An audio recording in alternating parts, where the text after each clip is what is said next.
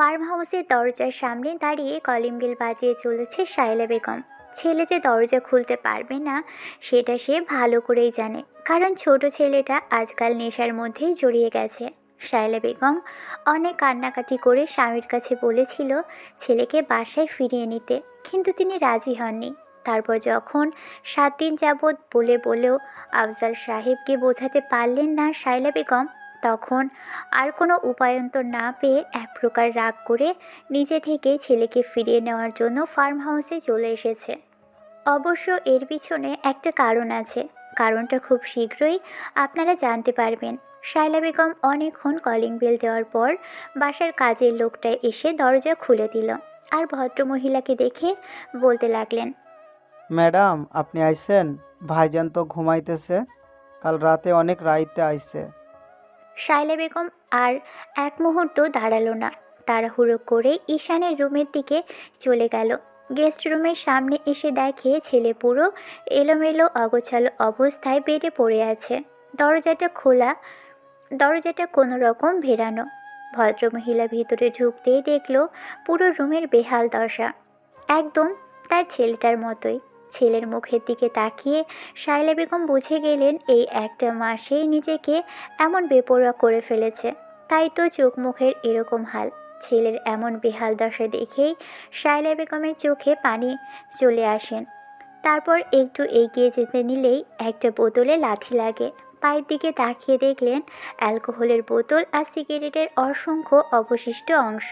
ছেলেটা যে ঠিক কতটুকু বিগড়ে গেছে সেটা আর বুঝতে বাকি রইল না। সামান্য একটা ঘটনাকে কেন্দ্র করে ছেলেটাকে আজকে এরকম অবস্থার মধ্যে ওনাকে দেখতে হচ্ছে। অবশ্যই এতে ঈশানের আব্বুরই দোষটা বেশি ছিল। ঈশান সেদিন আব্বুর সাথে একটু কথা কাটাকাটি করেছিল, সেটা ওর ভালোবাসা, অর্থাৎ ওর চাচাতো বোন ঈশিতার জন্য। কারণ ঈশান মেয়েটাকে বড্ড বেশি ভালোবাসে। যবে থেকে মেয়েটা ওদের বাসায় থাকে তবে থেকে ঈশান ওই মেয়েটাকে যেন একদম চোখে হারায়। প্রথম প্রথম ঈশিতার এই বোকাশোকা রূপটা ঈশানের ভালো না লাগলেও পরবর্তীতে মেয়েটাকে প্রচুর পরিমাণে ভালোবেসে ফেলেছিল। আর ঈশান যখন থেকে বুঝতে পেরেছিল মেয়েটাকে ভালোবাসে, তবে থেকেই নিজে থেকে মেয়েটাকে কাছে টেনে নিত। একই বাড়িতে থাকার দরুন মেয়েটা ওর থেকে দূরে সরতে পারত না। আর বোকা মেয়ে কিনা আপনারা সেটা গল্পের নামেই বুঝতে পেরেছেন। মেয়েটা আসলে বড্ড বেশি বোকাশোকা। বড়লোকের আদরে বাবা মায়ের সন্তান কিনা একটা অ্যাক্সিডেন্টে ঈশিতার আব্বু আম্মু দুজনেই মারা যায়। তারপর থেকে মেয়েটা একদম একলা হয়ে পড়ে।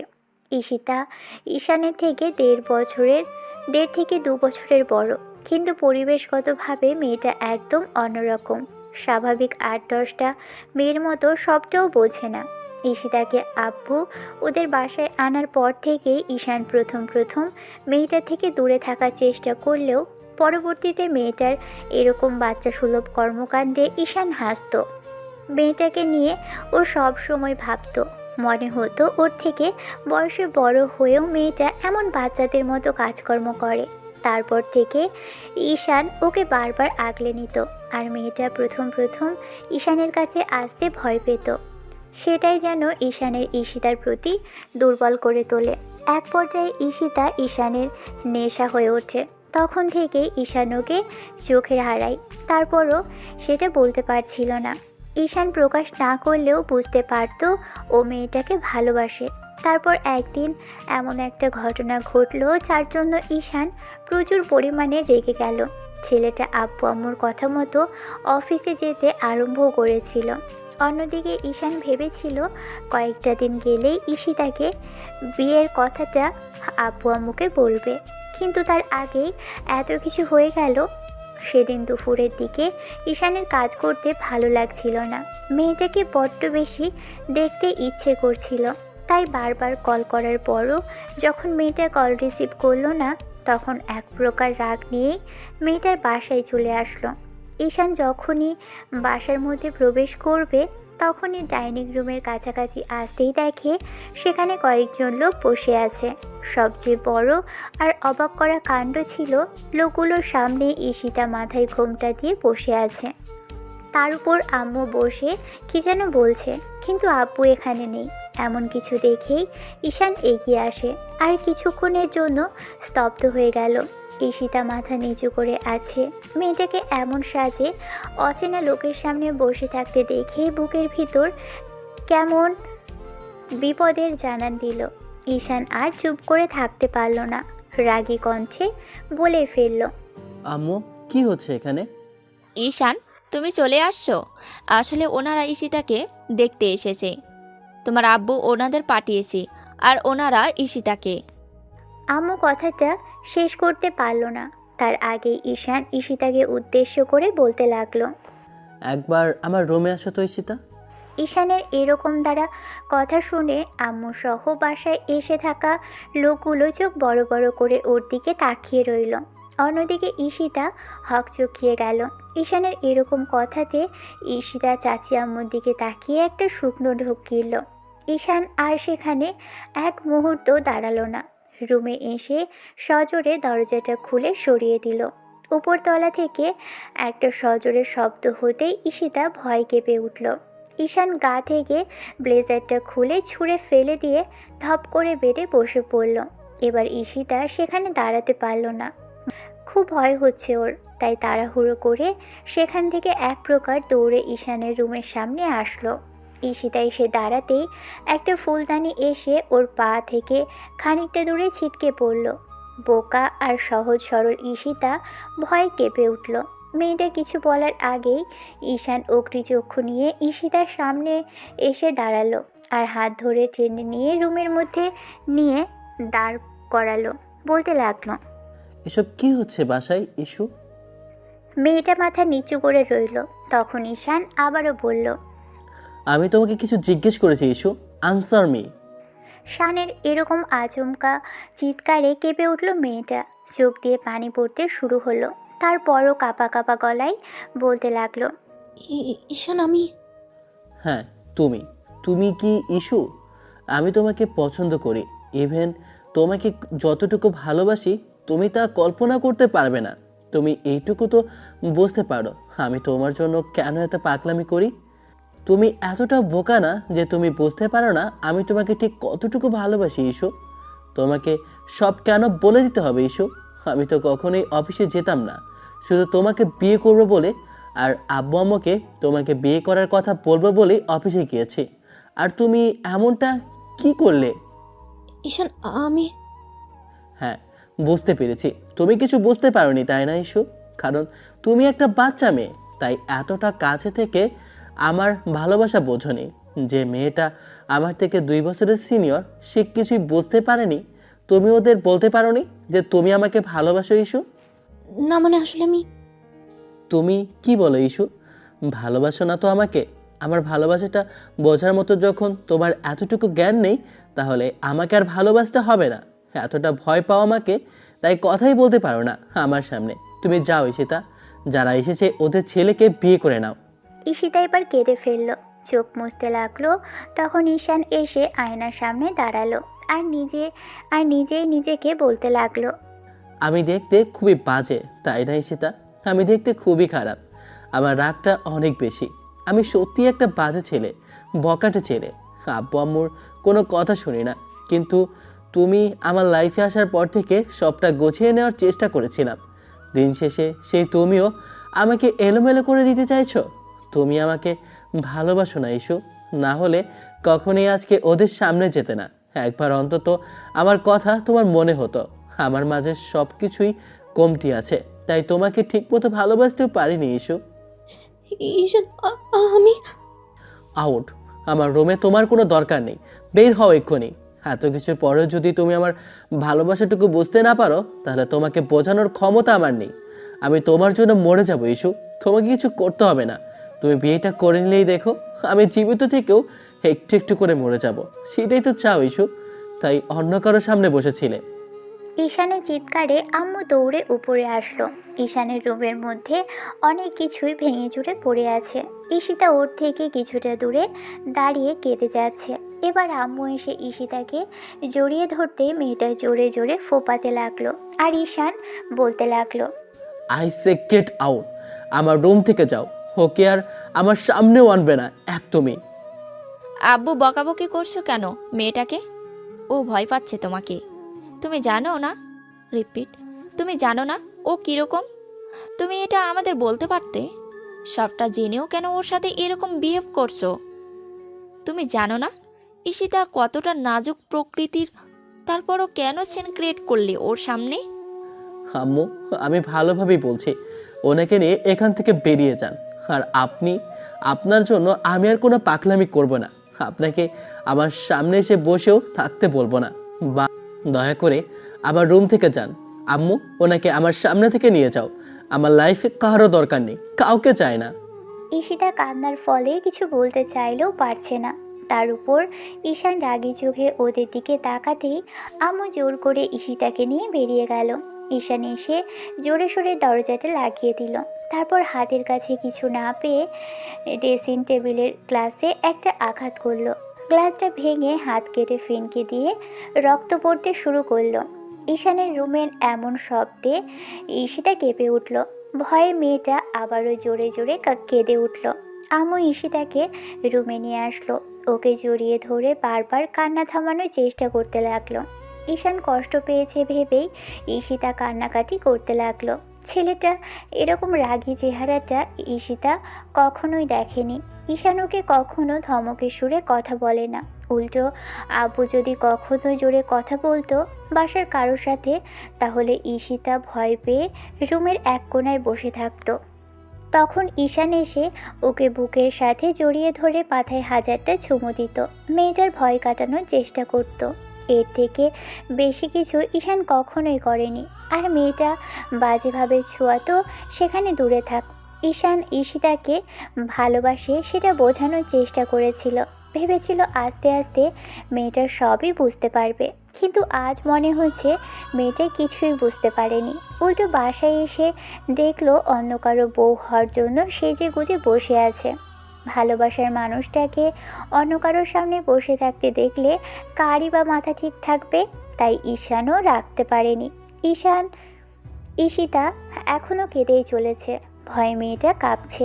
ঘণ্টাখানেক পরেই যখন ঈশান বুঝতে পারল যে ঈশিতাকে কষ্ট দিয়ে ফেলেছে, তখন ও ওয়াশরুম থেকে চোখে মুখে পানি দিয়ে আসলো। তারপর কোনো রকমে হাতটা একটা রুমালে পেঁচিয়ে নিয়ে আম্মুর রুমে আসে। ঈশিতা বসে আছে। আম্মু হয়তো কোথাও একটা গেছে। ঈশান এসে এবার ঈশিতার হাত ধরে উঠালো। তারপর মুখের দুপাশে হাত রেখে বলতে লাগলো, যারা আমার ভয় পেয়েছে তুমি, আমি আসলে সত্যিই ভীষণ সরি। আমি আমি বুঝতে পারিনি সোনা, এমন কিছু করে ফেলবো। তুমি আমাকে একবার কল করতে পারতে, বলতে পারতে আম্মু তোমাকে অন্য কারোর সামনে বসতে বলছে, তাহলে এমন কিছু করতাম না। বেবি, তাকাও আমার দিকে, ভয় পেও না। দেখো, আমি আর কখনো তোমার সাথে এরকম করবো না। ভুল করেছি সোনা, দেখি তাকাও আমার দিকে।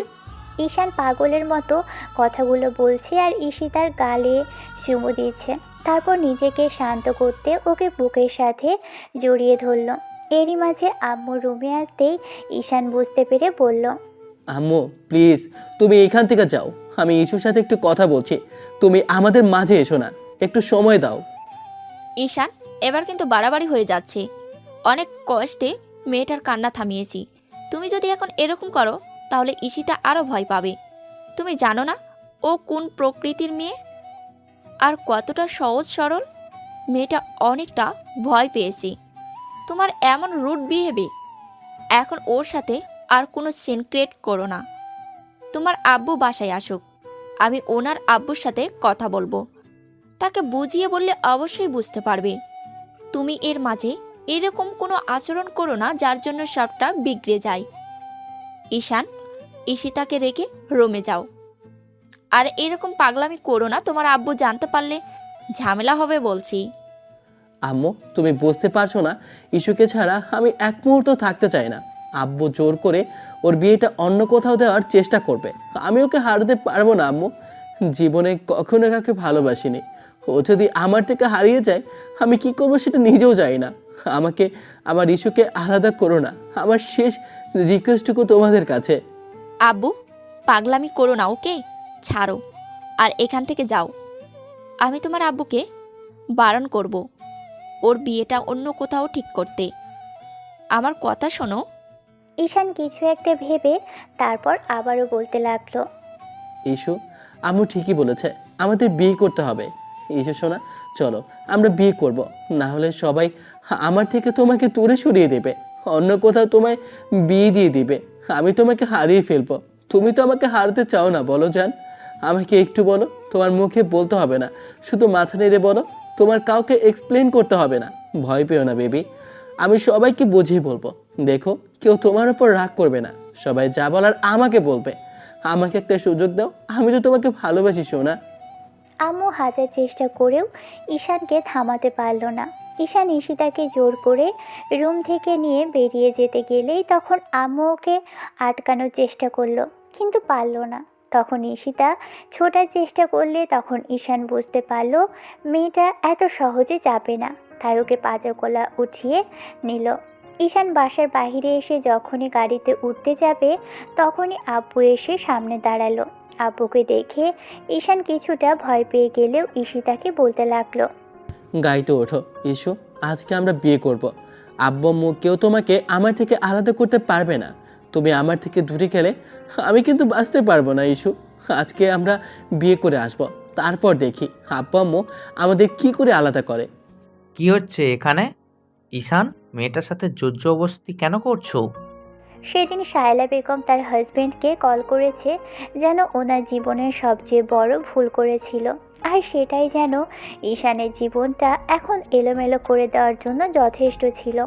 আব্বুর কথার জবাবে ঈশান কিছু বলতে যাবে তার আগেই আব্বু এসে জোর করে ঈশানের হাত থেকে ঈশিতাকে ছাড়িয়ে নিল। তারপর এক হাতে ওকে জড়িয়ে ধরতেই মেয়েটা কেঁদে উঠল। ঈশানের আজকে এমন অদ্ভুত বিহেভিয়ারে ঈশিতা প্রচণ্ড পরিমাণে ভয় পেয়ে গেছে। এবার ঈশান ঈশিতার দিকে হাত বাড়িয়ে দিয়ে বলতে লাগলো। ইস্যু সোনা, আসো আমার কাছে, কাছে আসো। দেখো, আমি তোমার সাথে কোনো বাজে বিহেভ করবো না, তুমি আমার সাথে চলো। আব্বুকে ছেড়ে দাও। ইস্যু বেবি প্লিজ আসো আমার সাথে, আজকে আমরা বিয়ে করব, না হলে আব্বু তোমাকে অন্য কোথাও বিয়ে দিয়ে দেবে। তুমি আব্বুকে বলো তুমি আমাকে ছাড়া অন্য কাউকে বিয়ে করবে না। এবার আব্বু ঈশিতাকে ছাড়িয়ে নিল। আম্মু এসে ঈশিতাকে নিজের কাছে নিয়ে নিল। এর মাঝে ভাইয়া ভাবি কোথা থেকে যেন এসে গাড়ি থেকে নামলো। ওরা এতক্ষণ হয়তো বাসায় ছিল না। ভাইয়া ভাবি এসে এরকম কিছু দেখেই বাসার সামনে দাঁড়িয়ে রইল। কিছু বুঝে ওঠার আগেই আব্বু কষিয়ে ঈশানকে কয়েকটা থাপ্পড় মারল। ঈশান কিছু বলতে যাবে তার আগেই আব্বু কোমর থেকে বেল্ট খুলে ইচ্ছে মতো ওকে আঘাত করতে লাগলো। আব্বুকে কেউ আটকালো না, না ভাইয়া, না ভাবি, আর না আম্মু। ঈশিতা কেঁদেই চলেছে আর আম্মুকে জড়িয়ে ধরে রেখেছে। আব্বু ঈশানকে এমন বেধড়ক মারছে দেখে এবার আম্মু ঈশিতাকে ছেড়ে দৌড়ে এসে আব্বুর হাতটা ধরে ফেললো আর বলতে লাগলো। ওগো, তুমি আর ছেলেটাকে মেরো না, ও ভুল করেছি। ঈশান আর কখনো এরকম ভুল করবে না।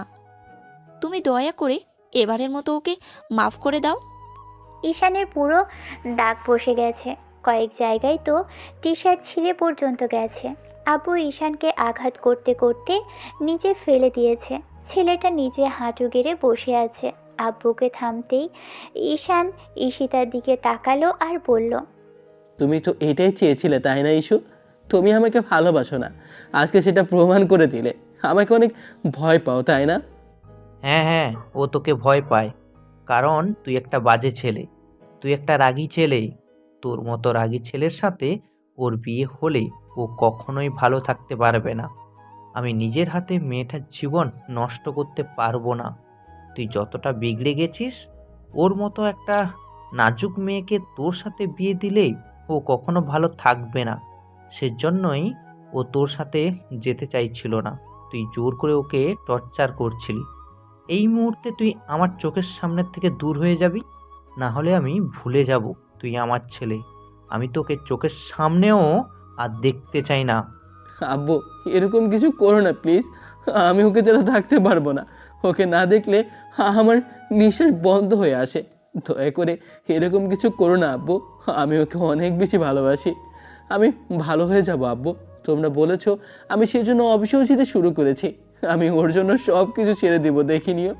আমি তো অনেক ভালো হয়ে গেছি, বলো তুমি যা বলো আমি তাই শুনি। তারপরও কেন আমাকে আবার ইস্যুর থেকে দূরে সরিয়ে দিচ্ছ? ইস্যু, তুমি আব্বুকে বলো না আমাকে ভালোবাসো, প্লিজ ইস্যু।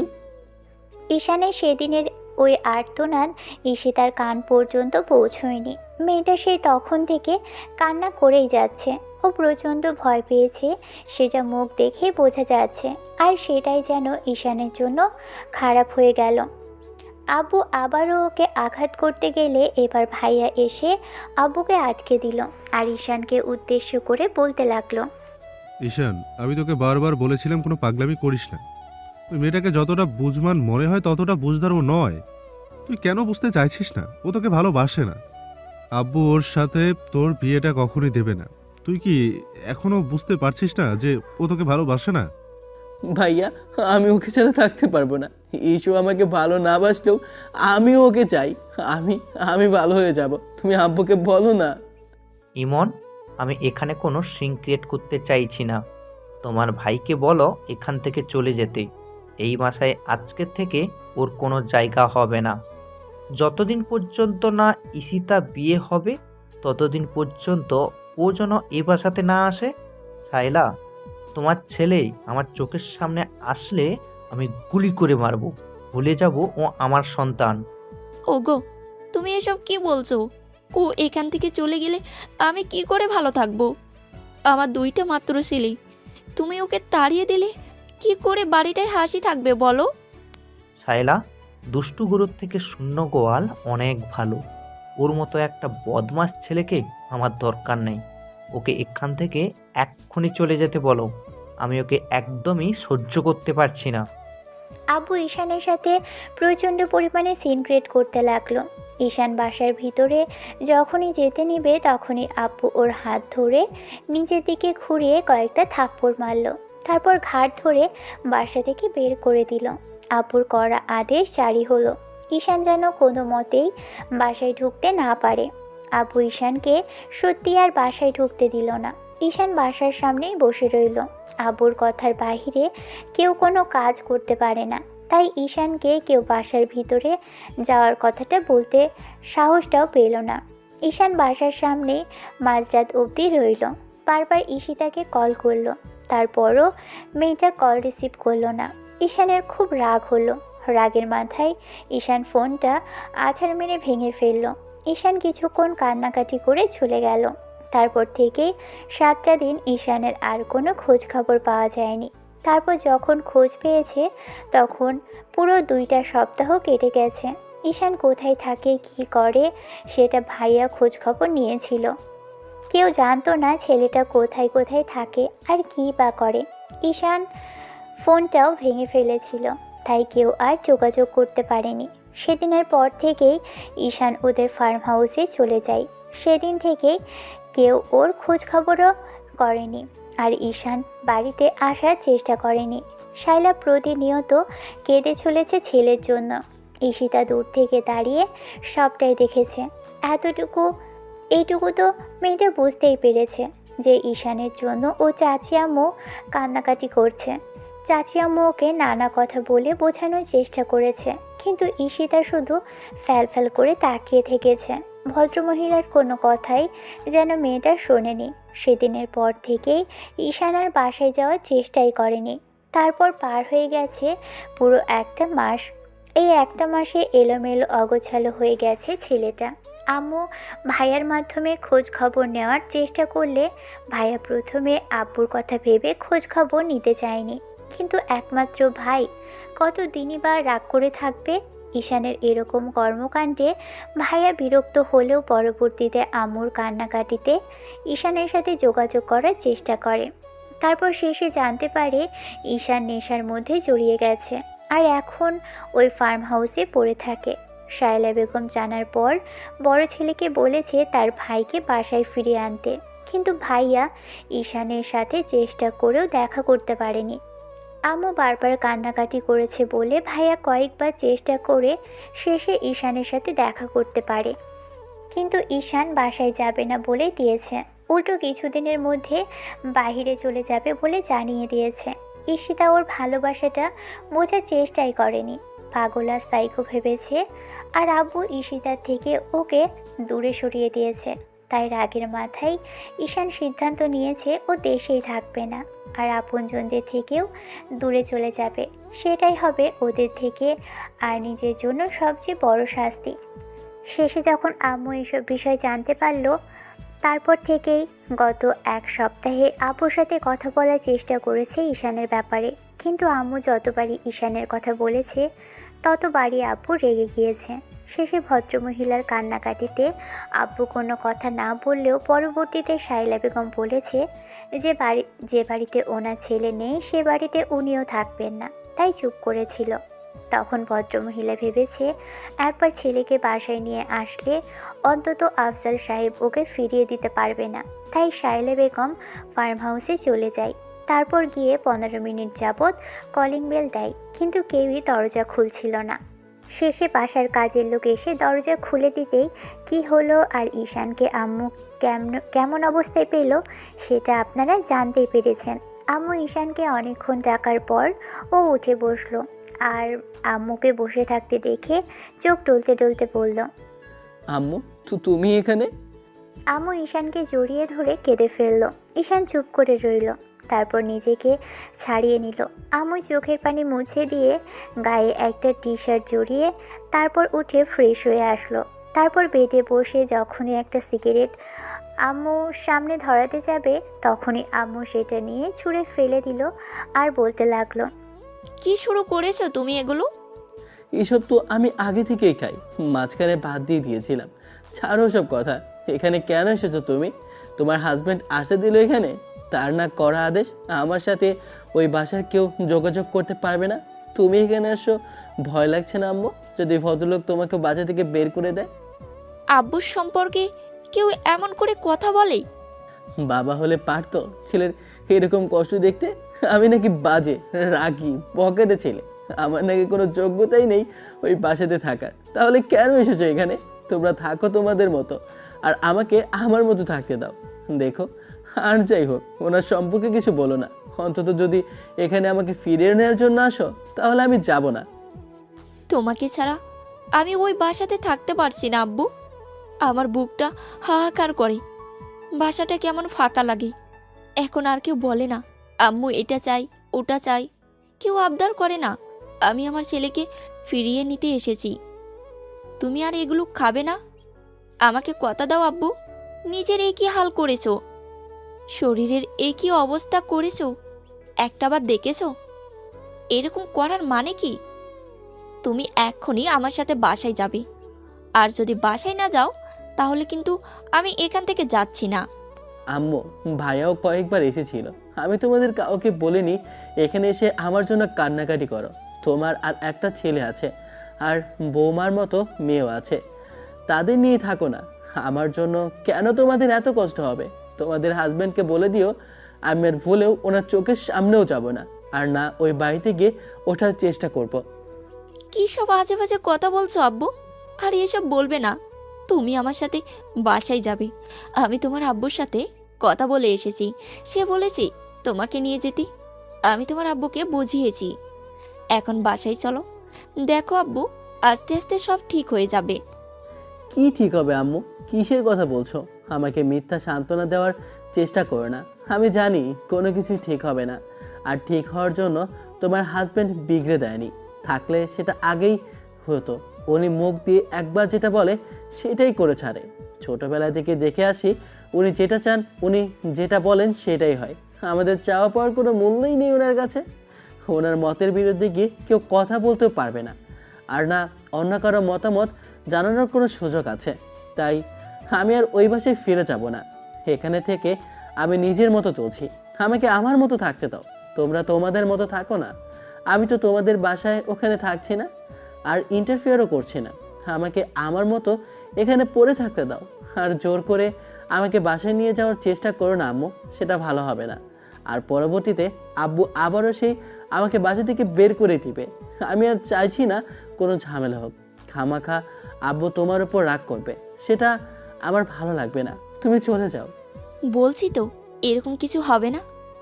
তুমি আমার সাথে বাসায় চলো, দেখো সব ঠিক হয়ে যাবে। আমি তোমার আব্বুকে বোঝাবো আর সব কিছু ঠিকঠাক করে দিব। তুমি শুধু আমাকে একটু সময় দাও। আব্বু সেদিনের পর আর কোনো পাত্র ঈশিতাকে দেখতে আসেনি। তাহলে বুঝতে পারছো যে তোমার আব্বু নিজের সিদ্ধান্ত পরিবর্তন করে ফেলেছে। আম্মু, আমি এসব বিষয়ে কোনো কথা শুনতে চাইছি না, আর না বলতে চাইছি। দয়া করে এসব বিষয়ে কোনো কথা বলো না। অন্য কিছু যদি বলার থাকে তাহলে বলো, আর না হলে এখান থেকে চলে যাও প্লিজ। আমাকে এরকম বারবার এসে ডিস্টার্ব করো না। আমি তো বলছি আমি ওই বাসায় ফিরে যাব না, যেখানে আমার মতো বাজে আর কোলাঙ্গার ছেলেকে আব্বু কিছুতেই অ্যাকসেপ্ট করেনি। সেখানে আমি কি করে থাকি? আমার মতো একটা বাজে ছেলে তোমাদের ওই বাসায় না থাকলেও তোমাদের কোনো ক্ষতি হবে না, কিন্তু আমি থাকলে তোমাদের অনেক সমস্যা হবে, তোমাদের মান সম্মানে লাগবে। আমি তো পাগলামি করি, অনেক বেশি বদমাইশি করি, তারপর দেখবে আমার জন্য তোমাকে এই কথা শুনতে হবে। খামাখা আমাকে জোর করে নিয়ে যাওয়ার চেষ্টা করো না। ঈশান এবার রুম থেকে বের হতে নিলে আম্মু বলতে লাগলো, আমার কথা শুনবে না তো? আমার সাথে বাসায় যাবে না? ঠিক আছে, যেতে হবে না। আজকে যদি তুমি বাসায় না যাও আর কখনো আমাকে আম্মু বলে ডাকবে না। আমার যদি কিছু হয়েও যায় তারপরেও কিন্তু তুমি আমার সামনে আসবে না। আমিও তোমাকে আর দু চোখের সামনে দেখতে চাই না। আজকে যদি তুমি আমার কথা না শোনো তাহলে আমাকে আম্মু ডাকার কোনো দরকার নেই। আম্মু, কী সব যাতা বলছো? এইসব বলে ইমোশনাল করে দিও না তো। আমার মধ্যে কোনো ইমোশন, আবেগ আর বেঁচে নেই। এসব বলে আমাকে ইমোশনাল করতে পারবে না। ও আমার কিছু হয়ে গেলে তাতেও তোমার কিছু যায় আসে না। আম্মু প্লিজ এসব আজে বাজে কথা বলো না তো।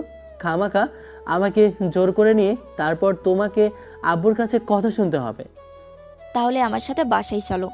যদি না যাও তাহলে আমি তোমার জন্য অনেক কান্নাকাটি করব। তুমি খুব ভালো করে জানো যে কান্নাকাটি করলে আমার শ্বাসকষ্ট হয়। এখন তুমি কি চাও তোমার জন্য আমি অসুস্থ হয়ে পড়ি? আম্মু ইমোশনাল ব্ল্যাকমেল করে ঈশানকে ইমোশনাল করে দিল, যার জন্য ছেলেটা চুপ করে রইল। তখন আম্মু এসে ওর মাথায় হাত বুলিয়ে দিল। ঈশান গিয়ে আবারও বেডে বসে পড়ল। আম্মু পাশে বসতেই ঈশান আম্মুর কোলে মাথা রেখে শুয়ে পড়ল। কতক্ষণ শুয়েছিল জানা নেই, তবে ঘুম ভাঙলো দেখলো আম্মু এখনও বসে আছে। প্রায় সন্ধ্যা হয়ে এসেছে। ঈশান ঘুম থেকে উঠে ফ্রেশ হতেই আম্মু জোর করে ওকে নিয়ে গাড়িতে বসালো। আম্মু হাজারটা কথা বলে যাচ্ছে আর ঈশান আম্মুর কথা শুনে শুধু হ্যাঁ বা না বলে উত্তর দিচ্ছে।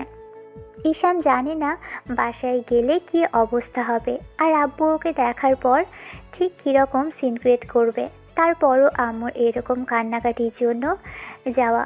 তবে যাই হোক, ঈশান চাইছে না বাসায় যাওয়ার পর অন্তত আর যাই হোক ওই মেয়েটার সাথে কোনো কথা বলতে।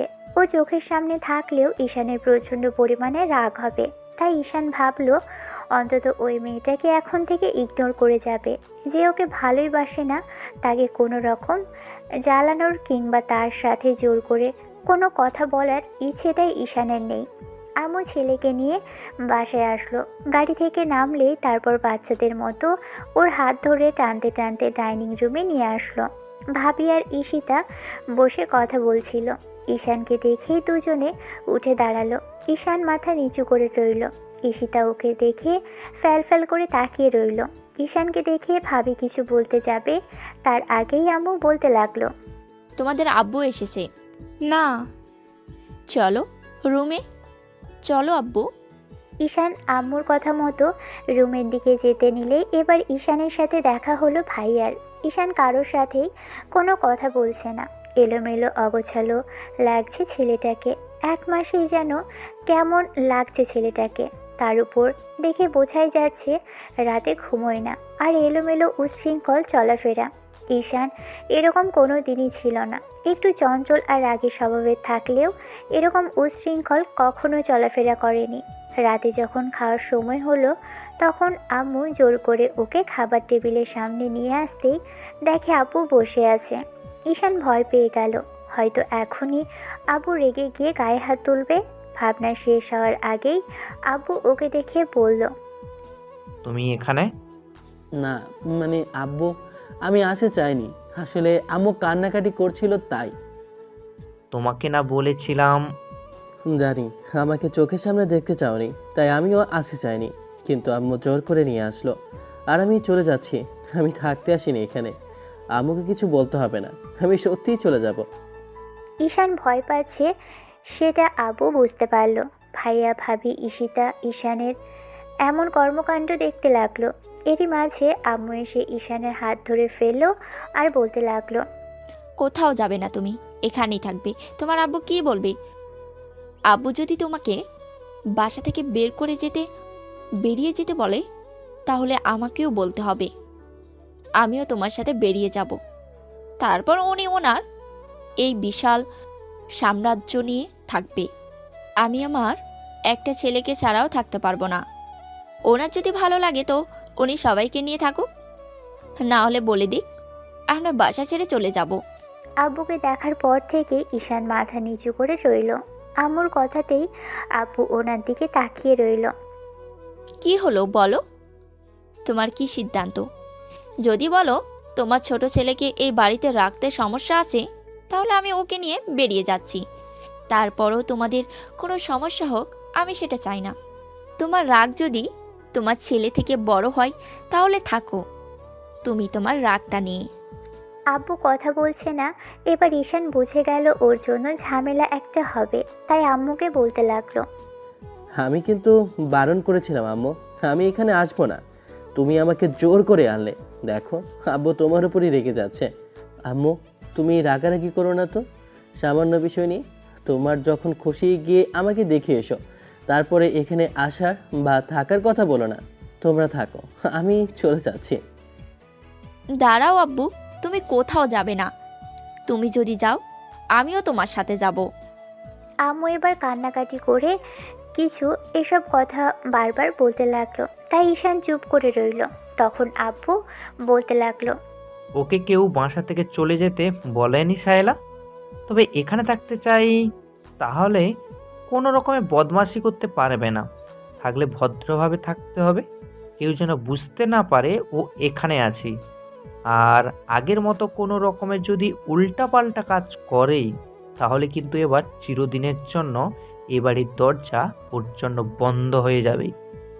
ঈশান, শুনতে পেয়েছো তোমার আব্বু কি বলেছে? এখন থেকে ভদ্রভাবে থাকবে। ওনার কথা যদি খেলাপ করো, তাহলে আমি তোমার রাগ করব। আর তুমি নিশ্চয়ই চাও না তোমার আম্মু তোমার উপর রাগ করতে গিয়ে তার অঘটন ঘটে যাক। আম্মু তোমরা যা বলবে সেটাই হবে। আমি এখন থেকে ভালো হয়ে থাকবো, আর কোনো কথা বলবো না। তুমি কান্নাকাটি করো না, আমি সত্যিই ভালো হয়ে যাব। দেখো ঈশান কথাগুলো বলেই রুমের দিকে চলে গেল। আর আম্মু কিছুক্ষণ চুপ করে থেকে খাবার বেড়ে নিয়ে ঈশানের রুমের দিকে গেল। ঈশিতা খাবার খাচ্ছিল না, শুধু ফ্যাল করে খাবারের দিকে তাকিয়ে রইল। মেয়েটা এটুকু বুঝতে পারল যে ওর জন্যই আজকে এত কিছু হলো। সেদিন যদি বলে দিত যে ও ঈশানকে ভালোবাসে আর ওকে বিয়ে করতে চায়, তাহলে হয়তো চাচু এত রেগে যেত না। এ বাড়িতে আসার পর থেকেই চাচু ওকে নিজের মেয়ের মতো করে আগলে রেখেছে। ওর গায়ে একটা ফুলের টোকাও লাগতে দেয়নি। ওর আব্বু আম্মু যা যবে থেকে মারা গিয়েছে তবে থেকেই ওকে একদম বুকে আগলে রেখেছে। কখনো বাবা মায়ের অভাব বুঝতে দেয়নি। যেমন চাচি আম্মুকে ভালোবাসে, তেমনই ও চাচু ওকে ভালোবাসে। আর ইমন ভাইয়া আর ভাবির কথা কি বলবে, ওরা তো একদম ছোট বোনের মতোই ভালোবাসে। আপন বোন থাকলেও হয়তো তাকে এমন করে ভাইয়া ভালোবাসতো না। আর ঈশান ছেলেটা ওকে ভালোবাসলো, সেটা হয়তো মেয়েটার চোখেই পড়েনি, তাই এমন করে ওকে এড়িয়ে গেল। তাই ওকে এমন করে কষ্ট পেতে হলো। এখন রাতে আর ঈশানের ঘুম আসে না, শুধু ফ্যাল করে তাকিয়ে থাকে। আর 1 মাস আগে ঘটনাটা চোখের সামনে যেন ভাসতে থাকে। ঈশান ঠিক করে নিয়েছে এখন থেকে এই মেয়েটার সামনেও আর যাবে না। তাই আম্মুকে কিছু একটা বলবে বলে ডেকেছিল। আম্মু আসছে না দেখে আধাশোয়া হয়ে বসেছিল। একটু বাদে আম্মু এসে ওর পাশে বসতেই ঈশান উঠে আম্মুর কোলের মধ্যে মাথা রাখলো। আম্মু মাথায় হাত বুলিয়ে দিতে লাগলো। ঈশানের বারবার সে একই কথা মনে পড়ে যাচ্ছে। যখনই মনে হচ্ছে যে একটা মেয়ের জন্য ওকে কষ্ট পেতে হলো, তখন মাথায় ঘুরপাক খাচ্ছে। ভালোবাসা কি তাহলে সত্যি অনেক বেশি অন্যায়? এই ভালোবাসাটা কারো চোখে পড়েনি। এই ভালোবাসাটাকে সবাই সাইকোগিরি হিসেবেই ধরেছে।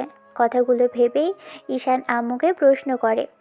আচ্ছা আম্মু, ভালোবাসাটা কি সত্যি অনেক বেশি অন্যায়, যার জন্য সবাইকে ভালোবাসতে হয় না, তাই না? আম্মু বুঝতে পারলো ঈশান কেন এই প্রশ্ন করছে। তারপর চুপ করে থেকে একটা সময় বলল, না আপু, ভালোবাসাটা কোনো অন্যায় নয়। ভালোবাসা হয় মন থেকে। কেউ যদি কাউকে না ভালোবাসে তাহলে জোর করে ভালোবাসা আদায় করা যায় না। একজন মানুষ আরেকজন মানুষকে ভালো না বাসলে কখনোই ভালোবাসাটা সম্পূর্ণ হয় না, আর পূর্ণতাও পায় না। তুমি একতরফাতে তুমি ঈশিতাকে ভালোবাসো, কিন্তু মেয়েটা তোমাকে ভয় পায়, তোমাকে ভালোবাসতে পারে না। আর ভালোবাসা কি, ও হয়তো সেটাই বুঝতে পারে না। আম্মু বুঝতে পেরেছে ঈশান কিসের জন্য এমন প্রশ্ন করলো। ঈশান উত্তরটা শোনার পর চুপ করে রইল। তারপর আবারও বলতে লাগলো, না না আম্মু, আমি কাউকে ভালোবাসিনি। আমার ভালোবাসার কোনো অধিকারই নেই। ভালোবাসাটা কারো প্রতি অনুভূতি থেকে হয়। আমার কোনো অনুভূতিই নেই। আমি কাউকে ভালোবাসি না। আমি জিজ্ঞেস করলাম, ইচ্ছে হলো তাই। তুমি এক কাজ করো আব্বু, তুমি ওকে একটু ভোলার চেষ্টা করো। যাই করো, এই বাড়িতে ওকে নিয়ে কোনো গণ্ডগোল করো না। এসব বিষয়ে ওর সাথে কোনো কথা বলার চেষ্টা করো না। ওর সাথে এসব বিষয়ে কথা বলা তো দূরে থাক, ওর সাথে তুমি কোনো কথাই বলো না। এড়িয়ে যাওয়ার চেষ্টা করো। দেখো আস্তে আস্তে সব ঠিক হয়ে যাবে। আমি কথা দিচ্ছি, আমি ওর থেকে সুন্দর একটা মেয়ে তোমার জন্য এনে দেব, যে তোমাকে বুঝতে পারবে। তুমি রাগ করে থাকলে চুপ করে থাকবে, তোমার প্রতি অভিযোগ করবে। কিন্তু ও তো বোকাশোকা, ও অত কিছু বুঝতে পারে না। তাই বলছিলাম কি, তুমি যদি আম্মু ভুলে যাব ওর কথা আর আম্মু ভুলে যাব ওর কথা আর বলবে না। আমি ভুলে গেছি কাউকে ভালোবাসতাম। আর আমি তো একটা সাইকো ছেলে। আমার টর্চার সহ্য করতে পারা সবার পক্ষে সম্ভব না। আমি ওকে কেন, অন্য কোনো মেয়েকে আর জ্বালাবো না। তোমরা যখন যেটা বলবে যেভাবে বলবে আমি সেভাবেই চলবো। আমাকে নিয়ে এত টেনশন করতে হবে না তোমাদের। বলছিলাম কি আব্বু, অফিসে যাওয়া আরম্ভ করেছিলেন, এখন কি আবারও যাবে, নাকি অফিসে যাওয়াটা একেবারেই বন্ধ করে দিবে? না আম্মু, আমি আর ওই অফিসে যাচ্ছি না। তোমার হাজব্যান্ডের অফিসে তাদেরই যেতে বলো। আমি অন্য কোথাও চাকরি নিয়ে সেখানেই চাকরি করব। তোমাদের দয়া নেওয়াটা আমার পক্ষে সম্ভব না। আব্বু এরকম করে বলতে নেই। আব্বুর উপর রাগ করে এসব কথা বলতে হয় না। তুমি তো জানো তোমার আব্বু একটু রাগী, তাই এরকম করে। হ্যাঁ জানি, রাগী, তাই আমার ভালোবাসাটা তিনি দেখতে পান না। আম্মু, আমি বলছি আমি সত্যি আর ওই অফিসে যাব না। যদি কখনো সম্ভব হয় আমি অন্য কোনো অফিসে জব নেব। এসব কথা আর বলো না তো প্লিজ। হাজার চেষ্টা করেও আম্মু ঈশানকে শোনাতে পারলো না কথাগুলো। ঈশান একটা কথাই বলে গেল, ওই অফিসে আর যাবে না। পরদিন সকালে 11টা বাজে। ঈশান ঘুম থেকে উঠে ফ্রেশ হয়ে বসে রইল, বাহিরে গেল না। আম্মুর রুমে খাবার নিয়ে এসে নিজ হাতে খাইয়ে দিয়ে গেল। এমন করেই পুরো একটা সপ্তাহ কেটে গেল। এর মাঝে ঈশান আর বাসার অন্য কারোর সাথে কথাই বলেনি, আর রুম থেকেও তেমন বের হয়নি। আম্মু এসে ওর সাথে কথা বলে যেত আর খাবার খাইয়ে দিয়ে যেত। নানা কথা বলে ঈশিতার বিষয়টা ভোলানোর চেষ্টা করত, কিন্তু ছেলেটার মনে আর মস্তিষ্কে একটা নামই বারবার শুধু ঘোরাফেরা করছে। সেটা হয়তো সম্ভব না মুছে ফেলা। ঈশান চাইছে না ঈশিতার সামনে পড়তে, তাই ডাইনিংয়ে আসেনি কখনো। এক সপ্তাহ পরে যখন বাহিরে আসলো, খেয়াল করলো ভাবি আর ঈশিতা বসে কথা বলছে। মেয়েটাকে দেখেই ঈশান যখন বাসার বাহিরে যেতে নিবে, তখনই আম্মু প্রশ্ন করলো, কোথায় যাচ্ছ আব্বু? অনেক হলো, বন্ধুদের সাথে যোগাযোগ করছি না, আর ফোনও নেই, তাই ভাবছিলাম একটু দেখা করে আসি ওদের সাথে। যেখানে যাও তাড়াতাড়ি বাসায় ফিরে আসবে, আবার কোথাও কোনো ঝামেলা পাকিও না। ঈশান আম্মুর কথাতে ভদ্র ছেলের মতো সায় দিয়ে বাহিরে চলে আসলো। ঈশিতা বুঝতে পারলো ছেলেটা আজকাল বড্ড চুপচাপ হয়ে গেছে, আগের মতো আর নেই, আর পাগলামিও করছে না। আম্মু বাদে বাসার অন্য কারোর সাথেই কথা বলে না। এমন করেই দিন এগোতে লাগলো। বাসায় আসার পর থেকে ঈশান আর সবার সাথে খাবার টেবিলে বসে খাবার খায় না, আর সবাই যেখানে থাকে সেখানে যায়ও না। নিজেকে সবার থেকে সব সময় দূরে সরিয়ে রাখে। ঈশিতা যখন বুঝতে পারছে এসব হয়তো ওর জন্যই হয়েছে, ও চাইছে ঈশানের সাথে কথা বলতে, কিন্তু ওই ছেলেটাই চাইছে না ওর সাথে কথা বলতে। ঈশিতা বারবার চেষ্টা করছে ঈশানের রুমে গিয়ে ওকে ডাকতে কিংবা নিজে গিয়ে কথা বলতে, কিন্তু ঈশান রুমের দরজা আটকে দিয়ে বসে থাকে, হয়তো চাইছে না অন্য কারোর সাথে কথা বলতে। ঈশিতা একটু একটু করে সবটাই বুঝে গেছে আর ভাবতে আরম্ভ করেছে সবটা ওর জন্য হয়েছিল। অন্যদিকে ঈশান প্রায়ই ভাবে মানুষ এতটা বোকা হতে পারে কি করে, আর ঠিক কতটা বোকা হলে মানুষ নিজের ভালোবাসাটাকে চিনতে পারে না। এত কাছে থাকার পর, এত পাগলামি করার পরও ঈশিতা কিনা ওর ভালোবাসাটাই চিনতে পারেনি। ঈশান এসব কথা ভাবে আর নিজেকে নিজেই ধিক্কার দেয়। ঈশান বাসায় আসার পর থেকে ঠিক করে নিয়েছে যত যাই হয়ে যাক আম্মুর কথার অবাধ্য হবে না। আম্মু বুঝিয়ে দিবে, ও চাইলেই নিজেকে পাল্টে ফেলতে পারে, ভালো হতে পারে। ঈশান এরই মাঝে একটা জবের জন্য ওর বন্ধুদের সাথে যোগাযোগ করলে ওরা তেমন কিছু জানাতে পারলো না। অনেক রিকোয়েস্ট করার পর বন্ধু মেহেদি বলতে ঈশানকে জানালো, জব একটা তোকে দিতে পারি, কিন্তু এত বড় লোক বাড়িতে ছেলে হয়ে কিনা এত ছোটোখাটো জব করবি? আমার তো সেটাই মাথায় আসছে না। জীবনে বাস্তবটা সামনে থেকে দেখতে চাই। সাধারণ একটা ছেলের জীবন ঠিক কতটা কঠিন সেটা ফিল করতে চাইছি। আব্বু অনেক কিছু আছে, আব্বু সবটা থেকে হাত সরিয়ে নিলে আমি বারবার শূন্য। আর বাবা হিরো, আমি সেই হিরোর তকমাটা লাগিয়ে ঘুরতে চাই না। আমি চাইছি নিজে কিছু করতে, নিজের খরচটা নিজে চালিয়ে নিতে। ও বাড়িতে থাকলেও আমার আর কোনো ইচ্ছা নেই কারো ঘাড়ের উপর বসে খাওয়ার। এখন তোর ইচ্ছা হলে জবটা দিবি, না হলে কালকে থেকে আমাকে ঘোরাঘুরি করে চাকরিটা করতে হবে একটা জবের জন্য। ঠিক আছে, আমি আব্বুর সাথে কথা বলে দেখি। তুই তোর কাগজপত্রগুলো ঠিকঠাক মতো নিয়ে কালকে অফিসে আসিস। আমি আব্বুকে তোর কথাটা জানাবো। পরদিন ঈশান মেহেদির আব্বুর সাথে কথা বলল। ভদ্রলোক বেশ কিছুক্ষণ ধরে ওর কাগজপত্র দেখে চুপ করে রইল। তখন ঈশান বুঝতে পারল যে জবটা ওকে আর যাই হোক দিতে চাইছে না। তাই ঈশান কাগজপত্রগুলো ঠিকঠাক করে নিয়ে বেরিয়ে যেতে নিলেই তখন ভদ্রলোক বললেন, এই ছেলে, আমি তোমাকে যেতে বলছি। এত রাগ জেদ আর ইগো নিয়ে কখনো জব করতে পারবে না।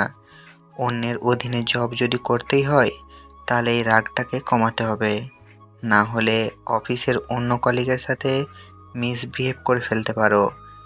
এখন যদি তোমার ইচ্ছা থাকে তো কালকে থেকে জয়েন করতে পারো, আর না হলে তোমার মতো অন্য কোথাও জবের খোঁজ করতে পারো। ভদ্রলোকের এমন কথা শুনে ঈশান বেশ খুশি হলো, তাই ওনার পায়ে হাত দিয়ে সালাম করলো। আমি ভেবেছিলাম আমার সার্টিফিকেটগুলো আপনার পছন্দ হয়নি, কিংবা আমার শিক্ষাগত যোগ্যতার দিক দিয়ে আপনি চাকরিটা দিতে চাইছেন না, তাই না? সব সময় শিক্ষাগত যোগ্যতাতেই সবকিছু প্রকাশ পায় না। কলেজে লাস্ট স্টুডেন্টও কিন্তু জব করে, ভালো কিছু করতে পারে। ফার্স্ট স্টুডেন্টও কিন্তু অকালে ঝরে যায়। তাই সব সময় সব কিছু এই সার্টিফিকেট দিয়ে হয় না, মেধা আর আউটসোর্স বিবেচনা করতে হয়। দেখলাম তোমার সব কিছু মোটামুটি ঠিক আছে, আমার কোনো আপত্তি নেই। কালকে থেকে তুমি জয়েন করতে পারো। আর হ্যাঁ, তোমার স্যালারি করলে হয় বলো? আঙ্কেল, আপনার যা খুশি দিয়েন, আমার শুধু একটা জব চাই। আপনি একবার যখন বলেছেন আমি কালকে থেকে জয়েন করব। ভদ্রলোক ছেলেটার এরকম কথা শুনে খুব খুশি হলেন। মেহেদির আব্বু ভালো করেই জানে ছেলেটা কার আর কত বড় ফ্যামিলির, তারপরও অন্য কারোর অধীনে জব করতে চাইছে। মেহেদি আব্বুকে বুঝিয়ে বলেছে, তাই ঈশানকে আর বাড়তি কোনো প্রশ্ন করলো না। ঈশান বাসায় এসে আম্মুকে বিষয়টা জানালে আম্মু চুপ করে রইল। ঈশান ভেবেছিল আম্মু হয়তো ও চাকরির খবরটা পেয়ে অন্তত খুশি হবে, কিন্তু তেমন কিছু হলো না। তাই ঈশান বলল, আমি জব পাওয়াতে তুমি খুশি তাই না আম্মু? আমার ইচ্ছা ছিল না অন্য কোথাও জব করার, কিন্তু আমি চাই নিজের যোগ্যতায় কিছু করতে। অবশ্যই চাকরিটাও আমার যোগ্যতায় আমি পাইনি, তারপরও কাজের মাধ্যমে আমার যোগ্যতা প্রকাশ করতে চাই। এই জবটা করতে অন্তত তুমি আর না করো না। অন্য কোথাও জব করার কি খুব বেশি দরকার ছিল? তুমি সেটা নিজেও খুব ভালো করে জানো। আমার জন্য এইসবের দরকার ছিল কিনা। এমন করেই দিন যেতে লাগলো। জবে জয়েন করার পর থেকেই কয়েকটা দিনেই ঈশান নিজেকে গুছিয়ে নেওয়ার চেষ্টা করেছে। রোজ সকালে অফিসে যায় আর রাত করে বাসায় ফিরে কোনো রকমে খাওয়া দাওয়া করে শুয়ে পড়ে, কারোর সাথেই কোনো কথা বলে না। সেদিন বাসায় আসার পর আব্বুর সাথে কথা হয়েছিল, তারপর এই পর্যন্ত আব্বুর সাথে দেখা হলেও ঈশান কথা বলেনি। সেখানেই দেখেছে, সেখান থেকেই মাথা নিচু করে চলে গেছে। আর আব্বুও বুঝতে পেরেছে ছেলে তার কাজের জন্য অনুতপ্ত। এর মাঝখানে ঈশিতা কয়েকবার নিজ থেকেই ঈশানের সাথে কথা বলার চেষ্টা করলেও ঈশান তাকে এড়িয়ে গেছে। 1 মাস পরের ঘটনা। সেদিন অফিসের কাজ শেষ করে রাত 8টায় বাসায় ফিরে ঈশান ফ্রেশ হয়ে গিয়ে ব্যালকনিতে দাঁড়িয়ে আছে। আম্মু হয়তো কিছুক্ষণের মধ্যেই রুমে খাবার নিয়ে যাবে। ভাবনার মাঝে কেউ দরজা ঠেলে ভিতরে প্রবেশ করলো। আম্মু এসেছে ভাবলো ঈশান, কিন্তু আম্মু কোনো কথা বলছে না। আজকে আবার কী হলো? কথা বলছে না কেন আম্মু? একটু বাদেই ঈশান বুঝতে পারলো কেউ একজন এসে পাশে দাঁড়ালো। ঈশান পাশ ফিরতেই দেখে ঈশিতা ওর পাশে দাঁড়িয়ে আছে। ঈশান চোখ জোড়া ফিরিয়ে নিয়ে বলতে লাগলো, হঠাৎ আমার রুমে কি মনে করে? আপনার এখানে কি চাই? আপনাকে এখানে কেউ দেখে ফেলে ভুল ভাবে, মনে করবে আমি জোর করে আপনাকে রুমে নিয়ে এসেছি। যদি কিছু বলার থাকে বলুন, আর না হলে এখান থেকে চলে যান দয়া করে। মেয়েটা হাত মোচড়াতে লাগলো, কোনো কিছুই বলছে না। এবার ঈশান রুম থেকে চলে যেতে নিলেই ঈশিতা বলতে লাগলো, না মানে আসলে আপনার সাথে আমার কথা ছিল, যাবেন না প্লিজ এখান থেকে। আপনার আমার সাথে কথা থাকলেও আমার আপনার সাথে কোনো কথা নেই। আপনার কোনো কথা আমার শোনার মতো কোনো ইচ্ছে নেই। বাড়িতে অনেক মানুষ আছে, তাদেরকে আপনি বলতে পারেন। এরপর আর ভুলেও আমার রুমে আসবেন না। আমি আর কারোর সাথে কোনো সিনক্রেট করতে চাই না। আপনি এমন করে কথা বলেন কেন? কথাগুলো আপনাকে বলার জন্য এসেছি। এসব বাসার অন্য কাউকে বলার বিষয় নয়। ঈশান একটু চুপ করে থেকে ভাবলো, কথা না শুনতে চাইলেই বেশি বাড়বে, তাই কি বলবে শুনে নিলেই আর জোর করতে পারবে না। তাই বলল, যেটা বলার বলে এখান থেকে চলে যান। আমি চাইছি না কেউ আমাদের দেখে ফেলুক, তাতে আমাকে ভুলটা বুঝবে, তারপর আমার বাসা থেকে আবার বের করে দেবে। সেটা যদি চান তাহলে এখানে দাঁড়িয়ে থাকবেন, আর না চাইলে বলে চলে যান। মেয়েটা সেই আগের মতোই চুপ করে রইল। তারপর অনেক চেষ্টা করে আমতা আমতা করে বলতে লাগলো, আসলে গত 2 দিন আগে লোকজন এসে আমাকে দেখে গেছে, ওদের নাকি আমাকে পছন্দ হয়েছে। তাই বলছিলাম কি আপনি যদি... তো ঈশানের জবাবে ঈশিতা চুপসে গেল। ঈশিতা ভেবেছিল ঈশানকে এসব বললে ছেলেটা রেগে গিয়ে বলবে অন্য কারোর সামনে গিয়ে কেন বসলো, আর কেন অন্য কোথাও বিয়ে করে নিতে চাইছে। কিন্তু ঈশানের এখন আর আগে সেই পাগলামিটা নেই। ঈশান সমস্যার জবাবটা দিয়ে চুপ করে রইল। তখন ঈশিতা আবারও বলতে লাগলো, বলছিলাম যে আপনি যদি সবাইকে বলতেন আমি এই বিয়েটা করতে চাই না, তাহলে... আমি কেন বলতে যাব? আপনার লাইফ, আপনি কি করবেন না করবেন সেটা আপনার একান্ত ব্যক্তিগত ব্যাপার। আর একটা কথা, আপনি আমার রুমে এসেছেন, আপনার এসব অবান্তর কথা আমি শুনেছি, সেটাই আপনার জন্য অনেক। একবারও কি আপনার মনে হচ্ছে না এগুলো আমাকে বলাটা টাইম ওয়েস্ট করা ছাড়া আর তেমন কিছুই নয়? এইসব কথা বলার জন্য আমার কাছে আর আসবেন না। না আমি এইসব কথা শুনতে চাইছি, আর না আপনার সাথে কথা বলার কোনো ইচ্ছে আমার আছে। এখনই এখান থেকে যান। কার বিয়ে ঠিক হলো না হলো, কোথায় বিয়ে করলেন না করলেন, সেটা একান্ত আপনার আর আপনার চাচ্চুর ব্যক্তিগত ব্যাপার। আমাকে এসব বলতে আসবেন না। মেয়েটার চোখে পানি টলমল করছে, কে জানে কাঁদছে কিনা। ঈশান একটাবারও মেয়েটার দিকে তাকালো না। কিছুক্ষণ চুপ করে থাকতেই ঈশান রুম থেকে বেরিয়ে যেতে নিলেই তখন ঈশিতা সেখান থেকে বেরিয়ে গেল। ঈশান রুমে দরজা আটকে দিল। আর একটু বাদেই আম্মু এসে খাবার দিয়ে যেতেই ঈশান খাবার খেতে আরম্ভ করলো। এতদিন পর মেয়েটা আসছে ওর বিয়ের খবর জানাতে, খুব মজা পাচ্ছে ওকে এমন হালে দেখে। পরদিন যথারীতি ঈশান অফিসে চলে গেল। আব্বুও অফিসের জন্য বের হয়েছিল। ওর মাঝে ঈশিতা চাচুর রুমে আসলেই দেখলো চাচু অফিসের জন্য রেডি হচ্ছে। ঈশান রুমে এসে হাত মোচড়াতে লাগলো। চাচু এমন কিছু দেখে জিজ্ঞেস করলো, মামনি, তুমি কিছু বলবে? ঈশিতা চাচুকে বলতেও পারছিল না ওর এই বিয়েতে মত নেই, তাই ইতস্তত করতে লাগলো। তারপর যখন চাচু বুঝতে পারলো মেয়েটা ভয় পাচ্ছে, তখন এসে ওকে এক জায়গায় বসালো। তারপর ওর মুখোমুখি বসে বলতে লাগলো, কি হয়েছে আম্মু, বলো আমাকে। আমি তো তোমার আব্বুর মতো। আব্বু, বলো কি হয়েছে, আমি সব ঠিক করে দেব। তোমার কিছু দরকার হলেও বলো, যদি কোনো কিছু জানার থাকে তাও বলো। ঈশিতা আমতা আমতা করতে লাগলো। চাচু ওকে বারবার অভয় দিতে লাগলো। তারপরও বলল, চাচু, তুমি ওই ছেলের পরিবারকে মানা করে দাও। কাদের মানা করে দিব? কয়েকদিন আগে যাদের তুমি পাঠিয়েছিলে, যারা আমাকে পছন্দ করে গেল, তাদের তুমি বারণ করে দাও। ওদের অন্য কোথাও বিয়ে করবো না চাচু। ঈশিতার এমন দ্বারা কথাতে চাচু ওর দিকে অবাক চোখে তাকিয়ে রইল। চাচুকে এমন চোখে তাকিয়ে থাকতে দেখে ঈশিতা ভয় পেয়ে মাথা নিচু করে কেঁদে ফেলল। মেয়েটা মুহূর্তের মধ্যে ফুপিয়ে ফুপিয়ে বলতে লাগলো, চাচু, আমি ওই ছেলেকে বিয়ে করতে পারবো না, তুমি বারণ করে দাও। দেখো, এখনো তো সময় আছে। ওরা শুধু বিয়ের কথা বলে গেছে, আমাকে পছন্দ হয়েছে সেটা বলেছে, আমি অন্য কোথাও বিয়ে করবো না।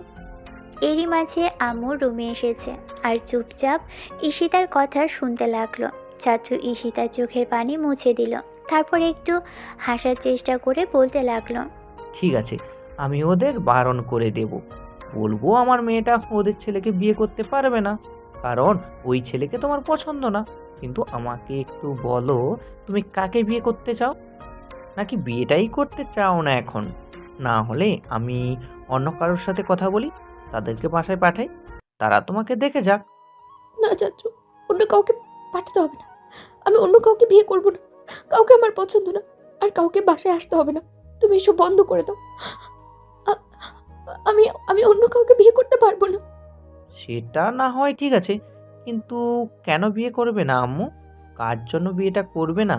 তোমার কাউকে পছন্দ থাকলে আমাদের বলতে পারো। এবার চাচি আম্মু ঈশিতাকে জিজ্ঞেস করতে লাগলো, ও কেন বিয়েটা করবে না। বারবার মেয়েটাকে জিজ্ঞেস করতেই ও কাঁপা কাঁপা কণ্ঠে বলতে লাগলো, তোমরা কেন বুঝতে চাইছো না? আমি তোমাদের ছেলেকে বিয়ে করতে চাই না। আমার বিয়েটা যদি দিতেই, তাহলে ওনার সাথে দাও। তারপর অন্য কারোর সাথে বিয়ে দেওয়ার চেষ্টা করো না। আমি অন্য কোথাও যেতে চাই না, তোমাদের কাছেই থাকতে চাই। উনি তো আমাকে ভালোবাসতো, তাহলে ওনার সাথে কেন বিয়ে দিবে না তোমরা? উনি তো এখন ভালো হয়ে গেছে, তাহলে কেন অন্য কাউকে আমাকে বিয়ে করতে হবে? সেদিনে সে বোকাশোকা মেয়েটার কথা শুনে আব্বু আম্মু দুজন দুজনের দিকে তাকাতে লাগলো। তারপর আব্বু দীর্ঘ নিঃশ্বাস ফেলে বলতে লাগলো, ঈশান তোমাকে ভালোবাসতো, পছন্দ করতো, কিন্তু তুমি তো করতে না। আমার ছেলে অনেক রাগী আর জেদি, সব সময় সিনক্রেট করে বসে, তাই ওকে তোমার বিয়েটা না করাই ভালো। আম্মু, তুমি ওর সাথে থাকতে পারবে না। ও সব সময় রাগী মুডে থাকে, তাই তোমার উপর শাউট করবে। তুমি এসব মানতে পারবে না, কান্নাকাটি করবে। আমরা আজ আছি, কাল নেই।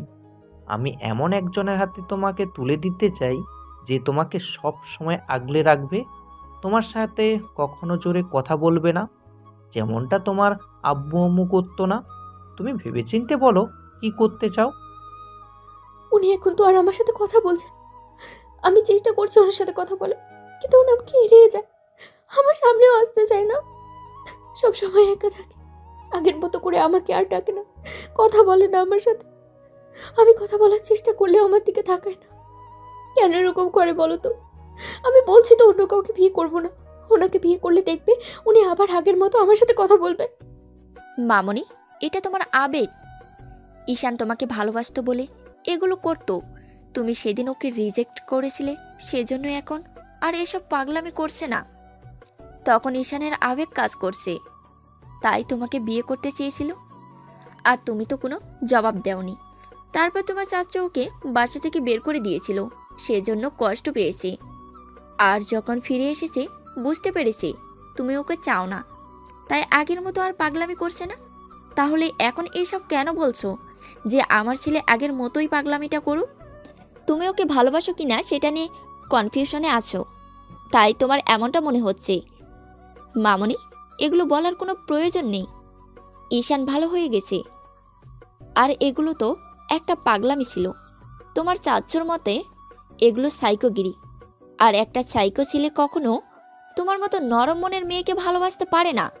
তোমাকে ভালোবেসে আগলে রাখাটা ঈশানের পক্ষে সম্ভব না। তাই তুমি তোমার চাচ্চুর পছন্দের অন্য কোথাও বিয়ে করে নাও, সেখানে ভালো থাকতে পারবে। চাচি আম্মু, তুমি এমন করে কেন বলছো? উনি না আর আমাকে অনেক ভালোবাসে। সবসময় আমাকে বুঝতে পারতো আমার কি চাই কি না চাই, কিসে ভালো লাগে, কোথায় যেতে ইচ্ছে করে, সব উনি জানে।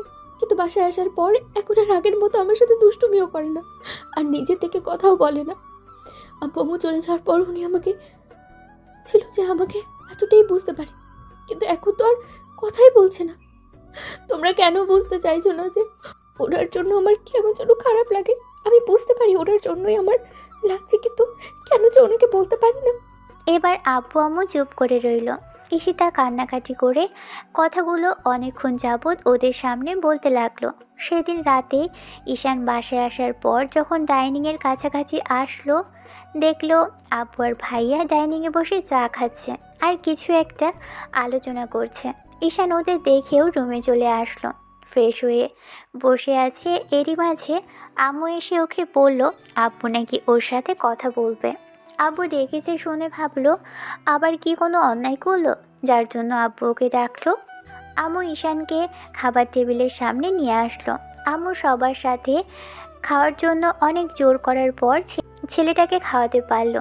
ঈশান মাথা নিচু করে খেয়ে উঠেই যাচ্ছিল, তখন আব্বু বলতে লাগলো, তোমার সাথে আমার কিছু কথা আছে, রুমে যাওয়ার দরকার নেই, ডাইনিংয়ে গিয়ে বসো, আমি খাওয়া শেষ করে আসছি। আব্বু আবার কি বলবে কথাগুলো ভেবে এবার আম্মুর দিকে তাকালো। আম্মু ইশারায় শান্ত থাকতে বলল। ঈশান হাত ধুয়ে এসে ডাইনিংয়ে গিয়ে বসলো। এরই মাঝে আম্মু, ভাইয়া আর ভাবি এসে ওর থেকে কিছুটা দূরে দাঁড়িয়ে রইল। আব্বু ঈশানের সামনাসামনি বসে আছে আর ঈশান চুপচাপ মাথাটা নত করে রেখেছে। এবার নীরবতা ভেঙে আব্বু বলতে লাগলো, আমরা ঈশিতার বিয়ের জন্য পাত্র দেখছিলাম, পাত্র ওকে পছন্দ করেছিল, কিন্তু ঈশিতার ছেলেকে পছন্দ নয়। আজকে সকালেই ঈশিতা সরাসরি আমাকে বারণ করে দিয়েছে, ও অন্য কাউকে বিয়ে করতে চায় না। বিয়ে যদি কাউকে করতে হয় তাহলে তোমাকেই করবে। এখন তুমি কি বলো? আব্বু মুখে এমন একটা কথা শোনার পরও ঈশানের কোনো হেলদোল নেই। ও চুপ করে রইল। ঈশান যেন জানতো এরকম কিছুই হওয়ার ছিল। তারপরও একবারও আম্মুর দিকে তাকিয়ে মাথা নিচু করে নিল আর অনুভূতিহীনের মতো বলতে লাগলো, আমার কোনো মতামত নেই, তোমরা যেটা ভালো বুঝবে করবে। আমি বুঝতে পারছি ঈশিতা আবেগের বশে এরকমটা বলছে। তুমি ওর সাথে আগের মতো আর কথা বলো না, সেই জন্য হয়তো এমন কথা। আব্বু কথাগুলো শেষ করার আগেই ঈশিতা সবার মাঝখানে আবারও কেঁদে উঠল আর বলতে লাগলো, এটা আমার আবেগ নয় চাচু, এটা আমার ভালোবাসা। আমি জানি এটাই আমার ওনার জন্য ভালোবাসা। আমি বুঝে গেছি, কারণ ইগনোর থেকেই তার প্রতি অনুভূতি সৃষ্টি হয়, আর সেটা মায়ের পরিবর্তন হয়ে ভালোবাসার রূপ নেয়। চাচু, তোমাকে ছেলে আমার জন্য কষ্ট পাচ্ছে, আমার জন্য উনি কেঁদেছে পর্যন্ত। কারোর জন্য মানুষ তখনই কান্না করে যখন মানুষটা তাকে সত্যিকারে ভালোবাসে। মেয়েটা ফুপিয়ে ফুপিয়ে কথাগুলো বলল আর ঈশান মাথা নিচু করে রইল। এই মেয়েকে এত কথা কে শেখালো? ছেলেটা শুধু সেটাই ভাবছে। ঈশানকে চুপ করে থাকতে দেখে ঈশিতা ওর দিকে ফ্যাল করে তাকিয়ে রইল। এবার আপু বলতে লাগলো, ভেবেছিলাম ও তোমার সাথে ভালো থাকবে না, তাই তোমার সাথে বিয়ে দেওয়ার চেষ্টা করিনি। কিন্তু মেয়েটা নিজের থেকেই বলছে তোমার সাথে ভালো থাকবে আর তোমাকে বিয়ে করতে চায়। এখন আমার কি করার থাকতে পারে? আমার তোমার সাথে কথা বলার জন্য আজকে ডেকেছিলাম। এখন তুমি কি চাও? তোমাদের মতে আমি একটা সাইকো ছেলে, রাগ, জেদি আর বদমেজাজি। আমার সবসময় সব বিষয়ে অতিরিক্ত রাগ, যেটা উনি কখনো মানে নিতে পারবে না। তাই আমি চাইছি না এসব বিষয়ে আর কোনো কথা হোক। আমার মতো রাগী ছেলের সাথে ওনার মতো লাজুক প্রকৃতির মেয়ে বিয়ে না হয় ভালো আমার জন্য। আমি আর এই বাড়িতে কোনো ঝামেলা চাইছি না। তোমরা আমাকে এই বাড়িতে দয়া করে থাকতে দিয়েছো, এটাই আমার জন্য অনেক। এত কথা বলিস কেন ঈশান? আব্বু একটা সিদ্ধান্ত নিলে সেটা আমাদের ভালোর জন্যই নেয়। তখন ঈশিতা তোকে ভয় পেত, কিন্তু এখন ভালোবাসে বলেছে। তাহলে তুই এখন বিষয়টা এড়িয়ে যাওয়ার চেষ্টা কেন করছিস? তুই তো এটাই চেয়েছিলি, ও তোকে ভালোবাসুক আর ভালোবেসে তোকে বিয়ে করবে, সেটাই বলুক।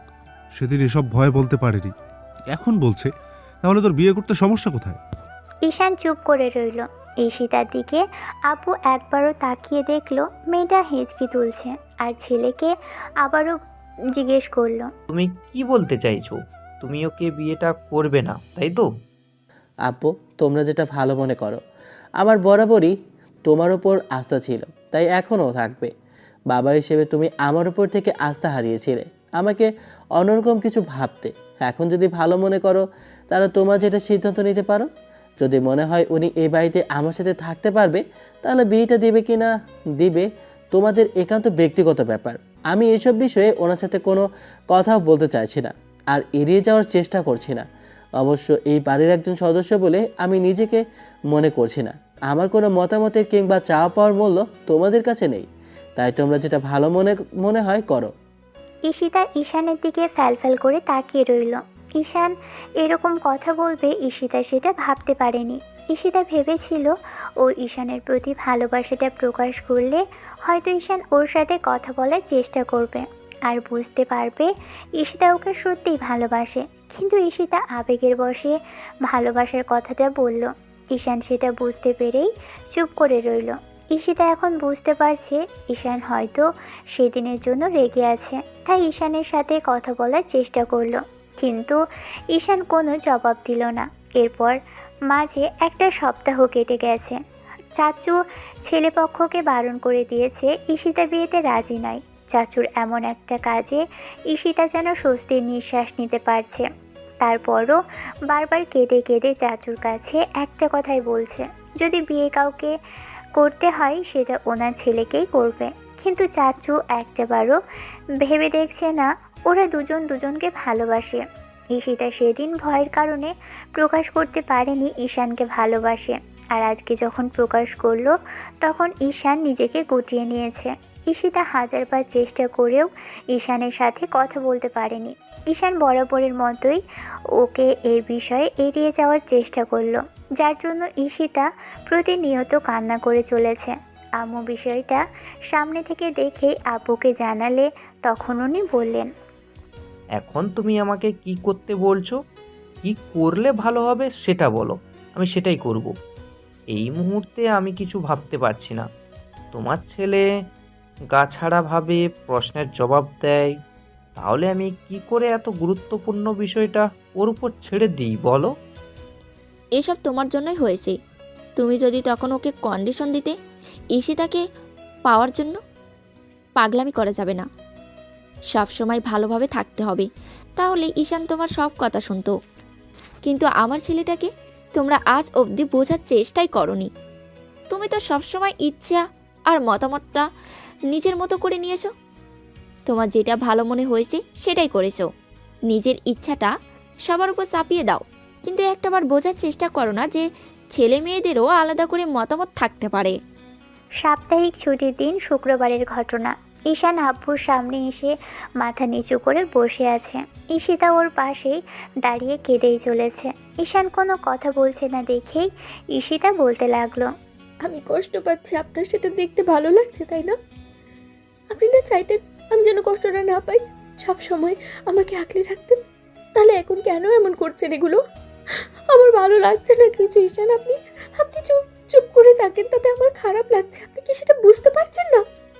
ঈশান, আমি শেষবারের মতো জিজ্ঞেস করব, তুমি ওকে বিয়ে করবে কি না? আব্বু, আমি তো আগেই বলেছি তোমাদের যেটা ভালো মনে হয় সেটাই করো। আমি কোনো কিছুতেই বারণ করছি না, আবার কোনো বিষয়ের জন্য জোরও করছি না। আব্বু কিছুক্ষণ ধরেই চুপ থেকে তারপর ঈশানের দিকে তাকিয়ে থেকে ভাইয়াকে বলল কাজী ডাকতে। আব্বুর হঠাৎ এই সিদ্ধান্তে ঈশান অবাক হয়ে গেল। ঈশান ভেবেছিল বিয়েটা হবে না, কিন্তু না, আধা ঘন্টার মধ্যেই কাজী বাসায় এসে উপস্থিত হলো। তারপর সবার সম্মতিতেই ওদের দুজনের বিয়ে হলো। ঈশিতা এবার খুশিতে আর লজ্জাতে সেখান থেকে দৌড়ে রুমে চলে গেল। ঈশান এখনও চুপচাপ সেখানেই বসে রইল। আব্বু আর ভাইয়া ওকে অনেকক্ষণ যাবৎ অনেক কথাই বলল। ঈশানও যেন বাসায় আসার পর থেকে নির্বাক মূর্তি হয়ে গেছে, তাই চুপচাপ হ্যাঁ বা না বলে উত্তর দিল। রাতে খাওয়া দাওয়া করলো সবার সাথে। আব্বু আবারও ওকে বোঝালো যেন ভুলেও ঈশিতার সাথে কোনো প্রকার রাগারাগি না করে। ঈশান মাথা নেড়ে না সূচক উত্তর দিয়ে রুমে আসলো। ঈশান রুমে প্রবেশ করেই দেখলো রুমটা বেশ সুন্দর করে সাজানো হয়েছে। ভাবি কি তাহলে এরকমটা করেছে? ঈশান রুমে এসে দরজাটা লাগিয়ে দিল। ঈশিতা চমকে গেল, খানিকটা কেঁপে উঠল। ঈশান ড্রিম লাইটটা জ্বালিয়ে দিয়ে এসে যখনই পাশে শুতে নিবে তখনই ঈশিতা বলল, আপনি শুয়ে পড়ছেন যে? কেন, কিছু বলবেন আপনি? ঈশানের মুখে আপনি কথাটা যেন ঈশিতার একটুও পছন্দ হলো না। মেয়েটা মাথার উপর থেকে ঘুমটা ফেলে দিয়ে ঈশানের চোখে চোখ রেখে বলতে লাগলো, আপনি এমন করে কেন বলছেন? আপনি না আমাকে কত সুন্দর করে ইস্যু বলে ডাকতেন। সেদিনও তো আমাকে কত কত নামে ডেকেছিলেন। তাহলে এখন কেন আপনি এমন করে বলছেন ঈশান? আমার এগুলো একদম ভালো লাগছে না। এমন করে আর বলবেন না। আপনি অন্য অন্য কোনো নামে ডাকবেন আমাকে। আগেরকার মতো পাগল কি আর এখন আছি যে ওইরকম পাগলামি করব? ওইটা শুধুই পাগলামি ছিল, আর সেটা এখন মরে গেছে। আপনি চেয়েছিলেন বলে বিয়েটা হয়েছে, না হলে আপনার চাচ্চু আজ অব্দি আমার কোনো চাওয়ার পাওয়ার মূল্যই দেয়নি। তার মানে কি আপনি আমাকে বিয়েটা করতে চাইছেন না, তাই তো? কথাগুলো বলেই মেয়েটা ফুপিয়ে কেঁদে উঠল। তারপর নিজেই চোখের পানি নিজে মুছে নেওয়ার চেষ্টা করলো আর দু হাতে মুখ ঢেকে বলতে লাগলো, ঈশান, আপনি আমাকে এত পছন্দ করেন এখন। আগে বলতে আমাকে ভালোবাসেন, আর এখন বলছেন আপনি আমাকে ভালোবাসেন না। আমাকে ছাড়া আপনি ভালো থাকতে পারবেন, কিন্তু আমি পারতাম না বলেই তো চাচুকে এত জোর করে রাজি করালাম। আমি আপনার জন্য এত কান্নাকাটি করলাম, আর আপনার জন্য, আমার জন্য কি একটু মায়া হলো না? আপনি কি একটু একটু খারাপ লাগলো না যে আপনার বউ কান্না করছে? ঈশিতার মুখে বউ কথাটা শুনেই মেয়েটার ভিতরে কেমন যেন একটা অজানা অনুভূতি কাজ করলো।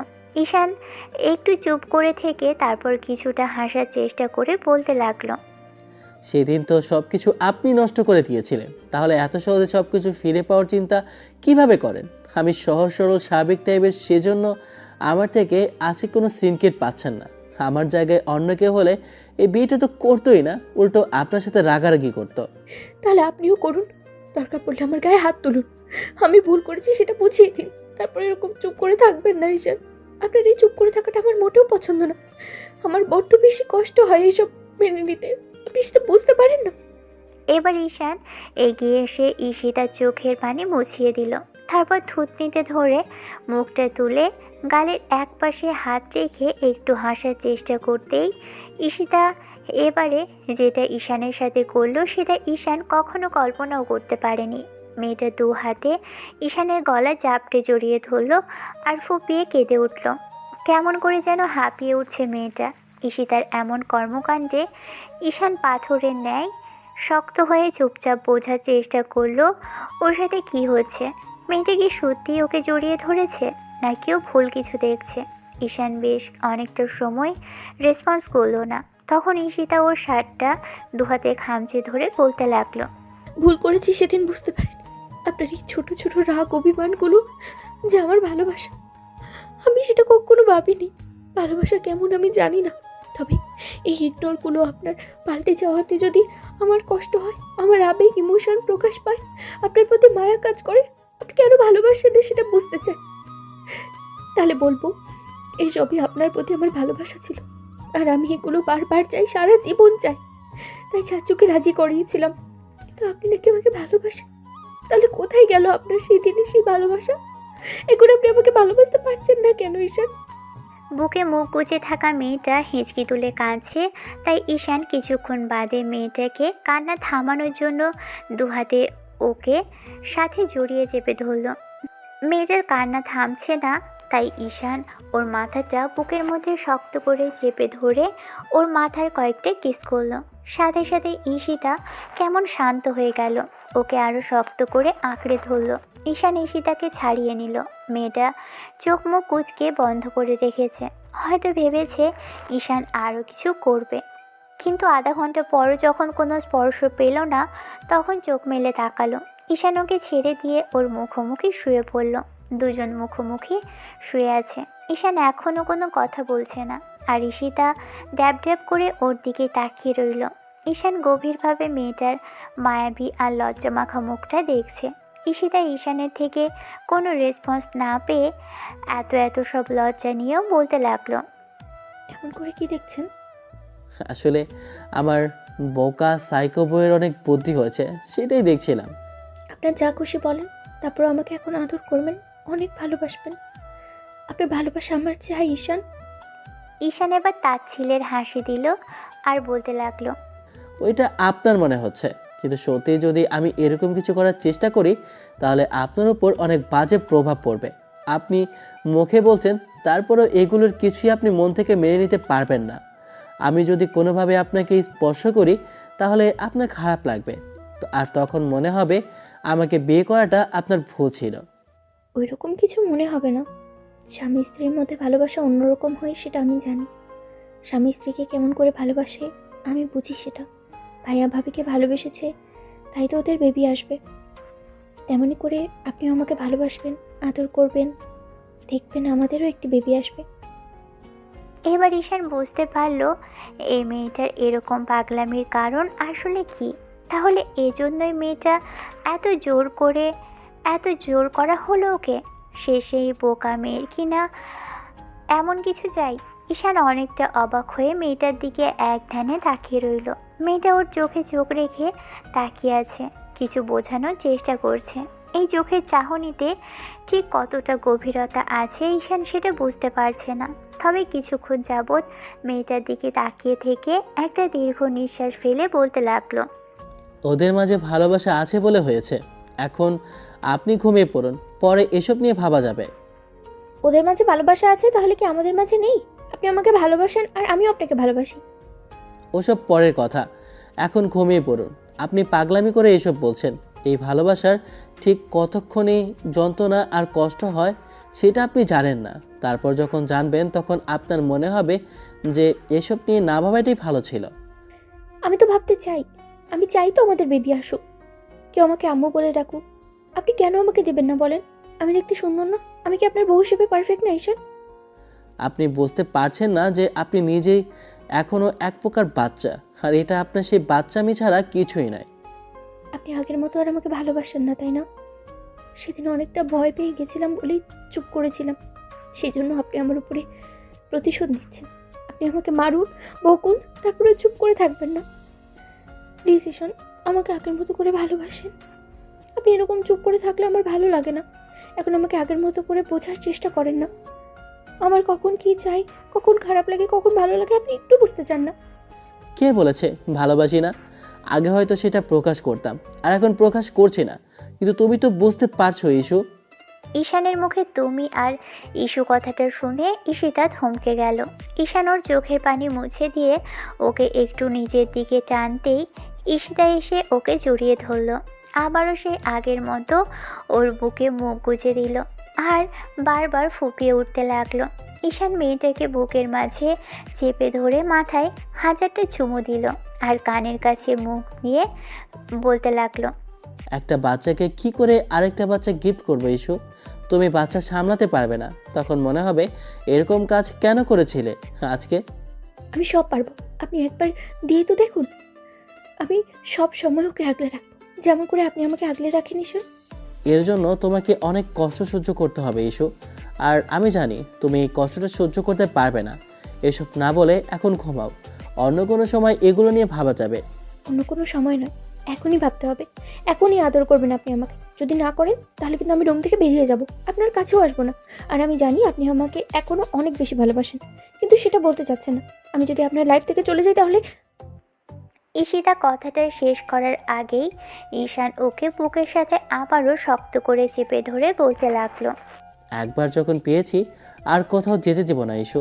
তুমি যা বলবে তাই হবে, কিন্তু তার জন্য আমাকে কিছুদিন সময় দাও। তোমাকে অনেক ভালোবাসবো। এখন চুপচাপ ঘুমাও আর আমাকে এমন করে থাকতে দাও। তুমিও থাকো, ভালো লাগছে আমার এমন করে থাকতে ইস্যু। ঈশানের কথাগুলো কেমন জড়িয়ে আসলো। ঈশিতা এটুকু বুঝতে পারলো ছেলেটা আবেগপ্রবণ হয়ে গেছে। ঈশান যখন অতিরিক্ত আবেগপ্রবণ হয়ে যায় তখন ওর কথাগুলো জড়িয়ে আসে। ঈশান সেটা প্রথম থেকেই খেয়াল করেছে। তাই আর কোনো কথা বলল না। মেয়েটা ওর বুকের মধ্যে বিড়াল ছানার মতোই গুটিসুটি মেরে পড়ে রইল। দুজন নতুন এক জীবনের দিকে পা বাড়িয়েছে, নতুনভাবে জীবনের পথ চলা শুরু করেছে। সেখানে ঈশান ওর ইস্যুকে ভালোবেসে সুখে শান্তিতে ভরিয়ে রাখতে পারে, সব সময় আগলে রাখতে পারবে অবুঝ বোকাশোকা মেয়েটাকে। আজকে এ পর্যন্তই, দেখা হচ্ছে অন্য কোনো দিন অন্য কোনো গল্পে। ততদিন পর্যন্ত আপনারা সুস্থ থাকবেন, ভালো থাকবেন, আমাদের সাথেই থাকবেন। ধন্যবাদ। আল্লাহ হাফেজ।